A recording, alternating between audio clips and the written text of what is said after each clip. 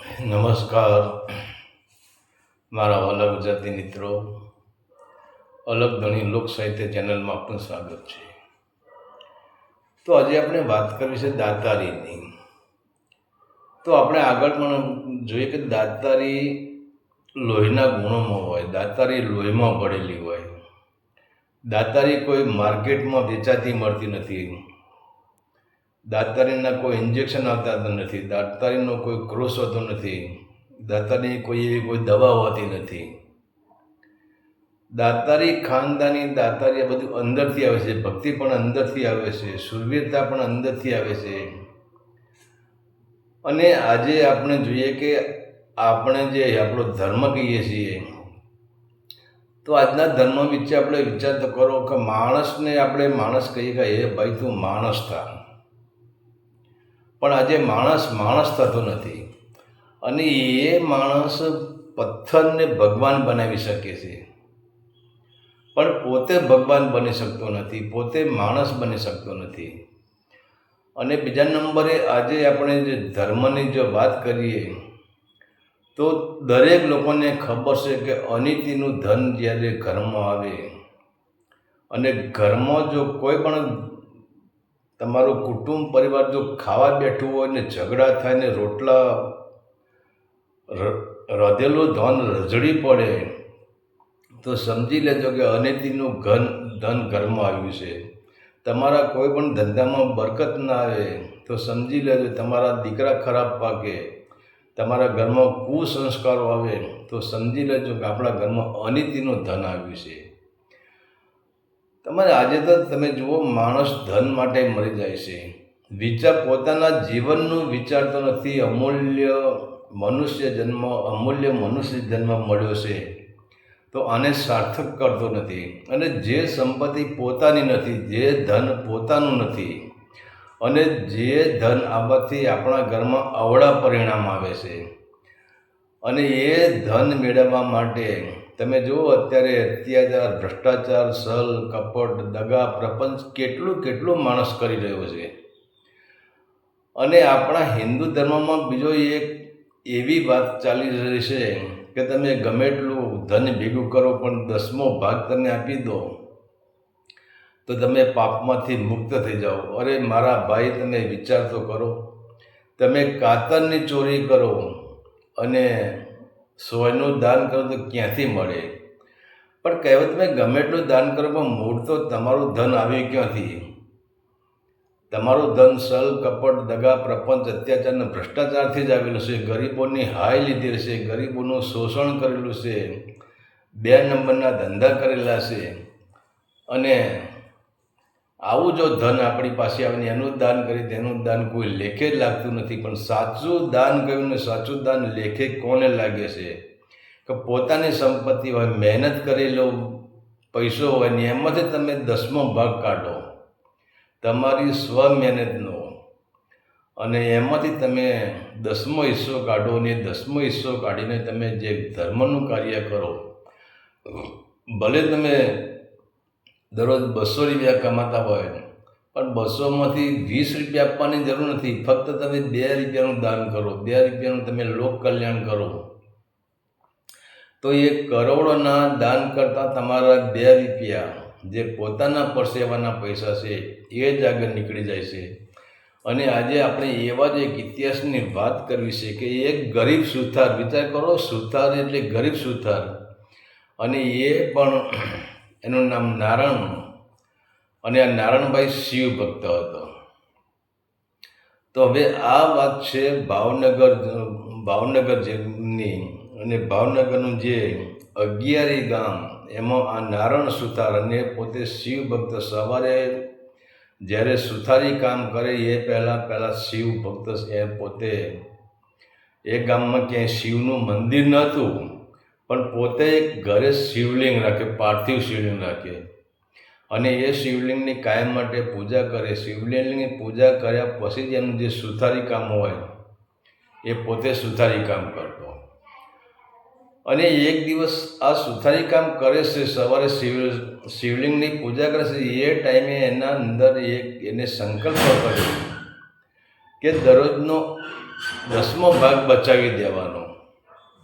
જે સુતારી કામ થાય, જે આવક આવે એમાં 10મો ભાગ બચાવી દેવાનો. અને એ જે ભાગ જે બચેલો છે 10મો ભાગ એ કંઈક ધર્મના માર્ગે વાપરવો, એમાંથી ધર્મનું કાર્ય કરવું. અને આમ કરતાં કરતાં કહેવાય છે કે હવે એ નારાયણ સુતારે દરરોજ એ કામ કરે અને એમાંથી જેટલા પૈસા આવે અને એ પૈસા એ કાયમ એમાંથી 10મો ભાગ અલગ કરી દે. અને એમ કરતાં કરતાં કહેવાય છે કે નારાયણ જે સુતાર છે નારાયણ, એની પણ ઉંમર થઈ ગઈ, એના દીકરાના લગ્ન થઈ ગયા અને દીકરાના ઘેરે દીકરા થઈ ગયા, પણ છતાંય એને 10મો ભાગ મૂકવાનો ચાલુ જ રાખ્યો. અને ત્યારે કહેવાય છે કે હવે એની પાસે ₹20,000, અત્યારના એ ટાઈમના 20,000 એટલે અત્યારના 20 કરોડ રૂપિયા થઈ ગયા. વિચાર તો કરો, નારાયણ સુતારે કેટલા પૈસા ભેગા કર્યા, 20,000 રૂપિયા ભેગા કર્યા છે. અને ત્યારે પછી કહેવાય છે કે ત્યાં એ જ ગામના જે અગિયારી ગામના જે રાજપૂત રાજા હતા, અને એક દિવસ આ નારાયણ સુતાર એમના ત્યાં મળવા જાય છે. એમનું નામ રામસંગજી હતું. રામસંગસિંહને મળવા જાય છે અને ત્યારે રામસંગસિંહ કહે, બોલો નારાયણ સુતાર, તમે મારું શું કામ પડ્યું? ત્યારે નારાયણ સુતાર કહે કે એ મહારાજા, કામ તો કંઈ નથી પડ્યું, પણ મારે તમારી પાસે ભીખ માગવા આવ્યો છું. ત્યારે રામસંગસિંહ બાપુ કહે કે નારાયણ સુતાર, તમે તો સુથાર છો, તમે સુથારી કામ કરો છો, તમારે શું જરૂર છે, બોલો. તકલીફ હોય મને કહી દો, તમારી તકલીફ હું પૂરી કરીશ. ત્યારે કહેવાય છે કે ભોળાનાથની કૃપાથી, મહાદેવની કૃપાથી કોઈ તકલીફ નથી, પણ મારે જગ્યાની જરૂર છે, મારે જમીનની જરૂર છે, મારે એક મંદિર બનાવવું છે. અને જો તમે મને જગ્યા આપતા હોય તો હું મંદિર બનાવું. ત્યારે આ અગિયારી ગામનો, 21 ગામનો ધણી જે રામસંગજી બાપુ એ મહારાજા કહે છે કે નારાયણ સુતાર, તમારે કઈ જગ્યાએ મંદિર બનાવવું છે અને તમને જ્યાં યોગ્ય લાગે ત્યાં તમે જમીન શોધી લો, હું જમીન તમને આપી દઈશ. અને ત્યારે કહેવાય છે કે આ રામસંગસિંહ બાપુએ નારાયણ સુતારને મંદિર બાંધવા માટે જેટલી જમીન જોતી હતી, એની વાડી બનાવવા, એનો ઘેરો બનાવવા જેટલી જમીન જોતી હતી એટલી જમીન નારાયણ સુતારને આપી દીધી છે. અને ત્યારે પછી કહેવાય છે કે આ નારાયણ સુતાર છે એને ત્યાં એક એ ટાઈમે 20,000 રૂપિયા એટલે કે આજના 20 કરોડના લેખે આપણે પૈસા ગણીએ છીએ એ પ્રમાણે આજે એને ત્યાં એક શિવાલય બનાવ્યું છે, એક શિવજીનું મંદિર બનાવ્યું છે. અને એ મંદિર બનાવ્યું ત્યારે વિચાર કરો, એ મંદિરનું નામ નારાયણેશ્વર મહાદેવ રાખ્યું છે. આજે પણ તમે જ્યારે ભાવનગર અગિયારી ગામમાં જાઓ ત્યાં નારાયણેશ્વર મહાદેવો, આ સુથારના બનાવેલા મહાદેવ, એ પોતાના નામ ઉપરથી જ એને નારાયણેશ્વર મહાદેવ એને નામ આપ્યું છે. અને આજે પણ લોકો ત્યાં પૂજા પ્રાર્થના કરે છે, આજે ત્યાં પણ મેળો ભરાય છે. તો વિચાર તો કરો, દાતારી ક્યાંથી નીકળે છે? નારાયણ સુતારે કંઈ છલ કપટ દગા પ્રપંચ કશું જ કર્યું નથી. પોતાની મહેનતથી આપણે કહીએ કે ટીમ્પે ટીમ્પે સરોવર ભરાય. અને એને વાત પણ સાચી છે. તમે જુઓ, જ્યારે વરસાદ થતો હોય ને ત્યારે વરસાદના જે ફોરા પડતા ટીમ્પે ટીમ્પે જ પડતા હોય છે. અને એ ટીમ્પે ટીમ્પે ફોરા પડતા હોય, એ ટીમ્પા ભેગા મળે ત્યારે જ એની નદી બને છે, ત્યારે જ એનું પૂર આવે છે. અને ટીમ્પું એ જ પૂરનું પ્રમાણ છે. અને ત્યારે પછી કહેવાય છે કે આ શિવલિંગ, જે શિવજીનું મંદિર બનાવ્યું, શિવલિંગની સ્થાપના ત્યાં કરી દીધી. અને ત્યાં કહેવાય છે કે ત્યાં ભજન કીર્તન સત્સંગ અને ગરીબોને આપો ટુકડો તો હરી આવશે ટુકડો, ત્યાં અન્નક્ષેત્ર પણ અહીંયા ચાલુ થઈ ગયું છે કહેવાય છે કે. અને હવે એક સમય એવો બને છે કે જે ભાવનગરના જે મુખ્ય જે મહારાજા છે એ મહારાજા પિંગલસિંહ, એમને આ અગિયારી ગામમાં આ રામસંગસિંહ જે મહારાજા છે એમના ત્યાં કંઈક પ્રસંગ હોય છે અને એમને ત્યાં આવવાનું થાય છે. અને ત્યારે આ પિંગલસિંહ બાપુ ત્યાં આવે છે, જ્યાં રામસંગજીના ત્યાં. પણ હવે પિંગલસિંહ બાપુ પણ શિવના ઉપાસક હોય છે. એમનો પણ એક નિયમ હોય છે કે સવારે શિવની પૂજા કર્યા સિવાય અન્ન પાણી મુખમાં મૂકવાના નહીં. અને જે ત્યાં રાત્રિ રોકાણ કરે છે અગિયારી ગામમાં. અને ત્યારે સવારે પિંગલસિંહ બાપુ જાગે છે અને રામસંગસિંહ બાપુને કહે છે કે હવે મારે શિવજીના દર્શને જવું પડશે. અને ત્યારે વિચાર કરો, આ રામસંગજી બાપુ કહે છે કે અહીંયા વાંધો નહીં, આપણા ત્યાં શિવ મંદિર બની ગયું છે.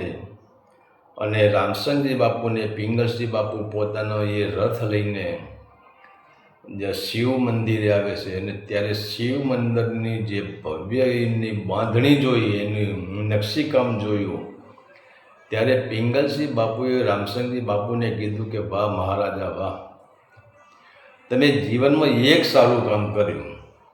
મને આ ગમ્યું કે તમારા અગિયારી ગામમાં ક્યાંય શિવ મંદિર નહોતું અને તમે જ્યાં શિવ મંદિર બનાવ્યું એ સૌથી સારું કામ કર્યું. ત્યારે હવે વિચાર તો કરો, રામસંગજી બાપુ કહે કે બાપુ મંદિર મેં બનાવી નથી, અને આ મંદિર અમારા ગામના એક નારણ સુથારે બનાવ્યું છે. ત્યારે પિંગલસિંહ બાપુને સાથી ગજ ફૂલવા માંડીને એને એમ થઈ ગયું કે વાહ નારણ સુથાર, વાહ નારણ સુથાર. ત્યારે રામસંગજી બાપુને કહે છે કે તમે અત્યારે હાલ જ મારી ગાડી મોકલો અને આ નારણ સુથારને મારે એના દર્શન કરવા છે. વિચાર તો કરો, હવે ક્યાં પિંગલસિંહ બાપુ ભાવનગર સ્ટેટનો ધણી, અને ક્યાં રામસંગજી બાપુ, અને ક્યાં એક સામાન્ય નારણ સુથાર. તો હવે પિંગલસિંહ બાપુનું હૃદય તો જુઓ, એમનો પ્રેમ ભાવ તો જુઓ. અને પહેલાંના માણસો કેટલા પ્રેમળ હતા એની વાત આજે જાણવા મળે છે. પહેલાંના લોકોની દાતારી કેવી હતી, દયાળુ કેવા હતા.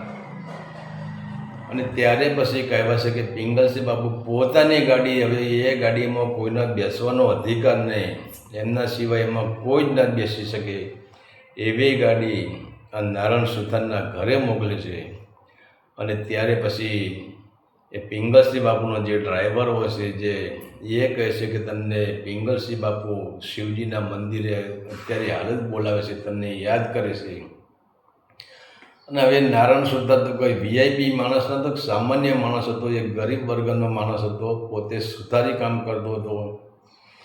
અને સુથારી કામમાં તમે જુઓ, કોઈનું મોટું કામ હોય તો બરાબર, નહીં તો એ બધું અમુક કામ તો એ મફતમાં જ કરી દેતો હતો. અને ત્યારે એવા સાદા કપડામાં જ્યારે નારણ સુથાર ત્યાં આવે છે, ત્યારે આ પિંગલસિંહ બાપુ જેમ કૃષ્ણએ પોતાના મિત્ર જે સુદામાને જોઈને દોટ મૂકી હતી, અને કૃષ્ણ સુદામાને ભેટી પડવા માટે પોતે ભાન ભૂલી ગયો હતો, સુદામાને ભેટી પડ્યા હતા. જેવી કૃષ્ણની અને સુદામાની મિત્રતા હતી, અને કૃષ્ણની સુદામાની મિત્રતા તો બચપનથી હતી, જ્યારે ઋષિજીના આશ્રમમાં અભ્યાસ કરતા ત્યારથી હતી. અને પરંતુ પિંગલસિંહ બાપુએ જ્યાં હજુ નારણ સુથાર ગાડીમાંથી ઉતરે છે ને, ત્યાં જેમ કૃષ્ણએ સુદામાને ભેટી પડવા જેમ ગળગળતી દોટ મેલી, એમાં પિંગલસિંહ બાપુ ત્યાં જ્યાં મંદિરે ગયા નારાયણેશ્વર મહાદેવ, ત્યાં પિંગલસિંહ બાપુ માટે ગાદી બનાવી દીધી. એ ગાદી પર બેઠા હતા અને ત્યાંથી દોટ મેલીને, ગળગળતી દોટ મેલીને નારણ સુથારને ભેટી પડ્યા અને એને ચુમ્મીઓ લઈ લીધી અને કહ્યું કે ધન્ય છે નારણ સુથાર, ધન્ય છે તને. તો નારણ સુથાર હવે જો આટલું 20,000નું એમને મંદિર બનાવ્યું તો એના અંદર બિલકુલ અહંકાર નથી. આને પુણ્ય કહેવાય, આને 10મો ભાગ કહેવાય. તો એ પિંગલસિંહ બાપુના પગમાં પડી ગયો. ત્યારે પિંગલસિંહ બાપુ કે નારણ સુથાર, તારે મારા પગમાં ના પડવાનું હોય, હું તારા પગમાં પડું છું. અમારી પાસે કરોડોની સંપત્તિ છે. આ રામસંગસિંહ બાપુ પાસે સંપત્તિ છે, પણ એ જે કામ કરી શક્યા નથી. તું તો મારા કરતાં અને રામસંગજી બાપુ કરતાં તું વધી ગયો. કારણ કે અમારે તારે તો તે મજૂરીની આવકથી આ બધું કામ કર્યું છે અને સાચું ધન તે વાપર્યું છે. અને અમારી પાસે જે સંપત્તિ છે એ સંપત્તિ અમારી નથી, એ સંપત્તિ પ્રજાની છે, એ સંપત્તિ રાજની છે. કારણ કે રાજ કરવેરા ભરે ત્યારે અમે ખાઈએ છીએ. તો સંપત્તિ અમારી નથી ને એ દાન પણ અમારું નથી. પણ સાચું દાન તો હે નારાયણ સુતા, સાચું દાન તો તારું છે. કે અમારા તો તમે રાજામાં જુઓ ત્યારે પિંગલસિંહ બાપુ કહે છે કે અમે તો કાતર જેટલું અમે ચોરી કરીએ છીએ અને સોયનું દાન કરીએ છીએ, તો એ દાન લેખે લાગતું નથી. પણ અમારી પોતાની સંપત્તિ, અમારી પોતાની મહેનત નથી. અને હે નારાયણ સુધા, તમે પોતાની સંપત્તિ, તમારી પોતાની મહેનતથી આ કામ કર્યું છે. અને ત્યારે પિંગલસિંહ બાપુ કહે છે કે હે નારાયણ સુધા, તમારે જે જોઈએ મારી પાસે માગી લો, કારણ કે તમે મહાન દાતા છો, અમે મહાન દાતા. વિચાર કરો એ ટાઈમના જે રાજાઓ મહારાજાઓ, એમનો વિવેક કેટલો હશે. એક સામાન્ય શ્રોતાને કહે અમે મહાન નથી, તમે મહાન છો, તમે આ કાર્ય કરી શકો, અમે આ કાર્ય કરી શક્યા નથી. તો પહેલાંના લોકોમાં આટલી ઉદારતા હતી, આટલી ભાવના હતી. અને આજે પણ આપણે મંદિર તો બનાવીએ જ છીએ, પણ નારાયણ સુતારે જે મંદિર બનાવ્યું એ હૃદયના ભાવથી બનાવ્યું, એ મનના ભાવથી નથી બનાવ્યું. કારણ કે એ પોતે શિવ ઉપાસક હતા અને એમના હૃદયમાં એમ થઈ ગયું કે મારા શિવનું મંદિર બનાવવું છે. અને એના માટે હું દરરોજનું જેટલી હું કમાણી કરું એનો 10મો ભાગ હું કાઢી નાખું. તો એમને પોતે મહેનત કરીને 20,000 રૂપિયા ભેગા કર્યા છે. અને આજે આપણે મંદિર બનાવીએ છીએ તો મંદિર આપણે મનના કહેવાથી બનાવીએ છીએ. અને મન આપણને શું કહે છે? તો મંદિર બનાવી દે. તો અહંકાર, મન અને અહંકાર બે ભેગા થાય છે. તમે જુઓ મંદિર બનાવે, ખરેખર મંદિર બનાવ્યા પછી જેમ નારાયણ સુતાર નમી ગયો એમ નમી જવું જોઈએ. મંદિર બનાવ્યા પછી અંદર નિર્મળતા આવવી જોઈએ. મંદિર બનાવ્યા પછી અંદરથી સભ્યતા આવવી જોઈએ. મંદિર બનાવ્યા પછી અંદરથી વિવેક જાગૃત થવો જોઈએ. અને મંદિર બનાવ્યા પછી અંદરથી શાંતિ ઉત્પન્ન થવી જોઈએ. પણ અત્યારે તો આપણે મંદિર બનાવીએ છીએ, પણ આપણે તો તમે જુઓ, આપણે પહેલાં 2 વગર ઊંચાઈ હેડતા હતા અને મંદિર બનાવ્યા પછી આપણે 4 વગર ઊંચાઈ હેડીએ છીએ. તો એ મંદિર લેખે લાગતા નથી અને એ દાન લેખે લાગતું નથી. પણ ક્યારે દાન લેખે લાગે છે? તમારું સત્યની કમાણી હોય અને પછી તમે સોયની ચોરી કરો, કાતર જેટલો ભ્રષ્ટાચાર કરો અને સોયનું દાન કરો, 100 જેટલું દાન કરો, તો એ ભ્રષ્ટાચારનું કરેલું જે તમારું દાન છે એ લેખે લાગતું નથી. તો ધન્ય છે આવા આપણા જે ગુજરાતના વિરલાઓ કે જેને એક નારાયણ એક સુતારે હવે એ ટાઈમે કહેવાય છે કે 2,000 રૂપિયાનું નારાયણેશ્વર મહાદેવ બનાવ્યું અને 11 ગામમાં આજે પણ નારાયણેશ્વર મહાદેવ પૂજાઈ રહ્યા છે.